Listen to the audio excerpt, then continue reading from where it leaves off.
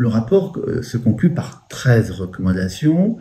Si je devais en citer une seule, ce serait la dernière, qui invite les différents acteurs de ce service public de la gestion des déchets à davantage se rapprocher, voire à fusionner les deux syndicats chargés du traitement des déchets, parce que notre conviction, c'est qu'une bonne politique publique des déchets doit se faire à l'échelle de toute l'île de la Réunion. C'est le résultat d'une évaluation de politique publique, c'est une première pour nous, et cette évaluation, qui s'est appuyée notamment sur le recours à un institut de sondage, à une exploitation des données, à de nombreux entretiens extérieurs, arrive à un constat suivant.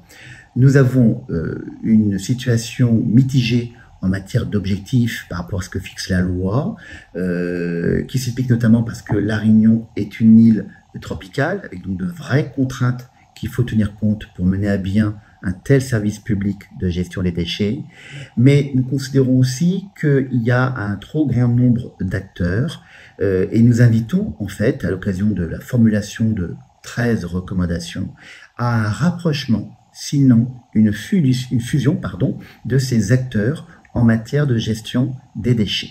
D'abord, il y a des bonnes pratiques qui sont à l'initiative soit d'établissements publics intercommunaux, soit d'associations d'opérateurs de l'économie solidaire, qui sont intéressantes et qui mériteraient d'être généralisées à l'échelle de l'île de la Réunion.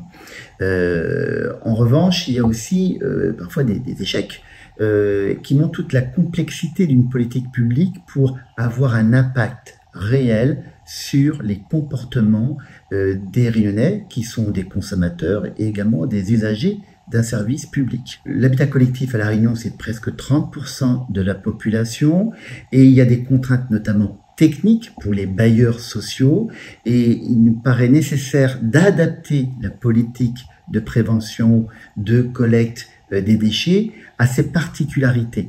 Donc ça suppose de sortir un peu des habitudes et de s'adapter à ces contraintes propres à la vie en collectivité pour parvenir à répondre à une meilleure qualité de la collecte, parce qu'à La Réunion, on a quand même beaucoup de rejets à hauteur des centres de tri de déchets, qui donc nourrissent un peu l'idée parfois, et le sondage que nous avons fait le montre, que dans l'esprit de 40% des Réunionnais, eh bien, ils font l'effort du tri, mais après, qu'est-ce qui se passe? Il manque en fait de visibilité. Et les Réunionnais veulent participer à cet effort commun, mais ils demandent en fait un dispositif qui soit lisible, simple et gratifiant. Déjà, il y a un constat objectif, 1% des coûts en matière de politique publique de déchets portent sur la prévention. Ça nous paraît insuffisant puisqu'il s'agit en fait de peser sur les comportements des personnes en tenant compte d'ailleurs au demeurant des différentes catégories de la population. En fonction des cohortes d'âge, on n'a pas les mêmes comportements vis-à-vis des déchets, notamment en matière de pré-tri. Ensuite, on regrette que certains dispositifs ne soient pas mis en avant. Par exemple, et c'est la question de la taxation incitative. Ça existe dans certains territoires de l'Hexagone.